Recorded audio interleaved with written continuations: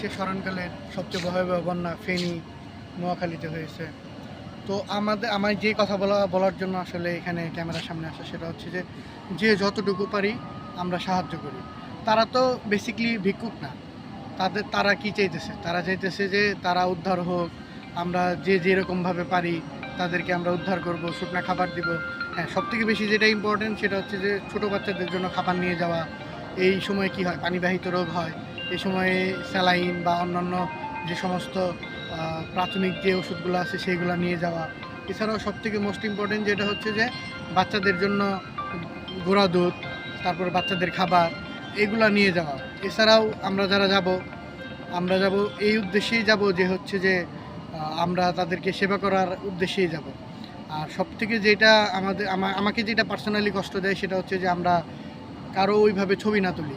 কেননা তারা তো বেসিক্যালি ভিক্ষুক না, তারা তো পরিস্থিতির শিকার। যে কারণে হচ্ছে যে আমরা যখন কাউকে সাহায্য করব দেন তার ছবিটা না তুলি। এটা এটা এটা আসলে যারা নেয় তারাও হেজিটেশন ফিল করে।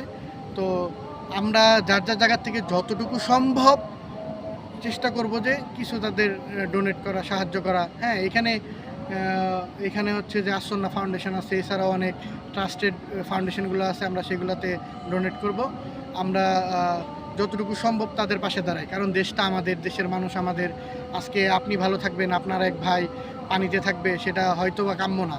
কারণ আমরা সকলে মিলে একটা সোনার বাংলাদেশ গড়তে চাই, যেখানে থাকবে শুধু শান্তি, যেখানে কোনো বিশৃঙ্খলা থাকবে না, যেখানে ধর্মনিরপেক্ষতা থাকবে, সেখানে সকলেই শান্তিপূর্ণভাবে বসবাস করবে, সকলেই আমাদের ভাই।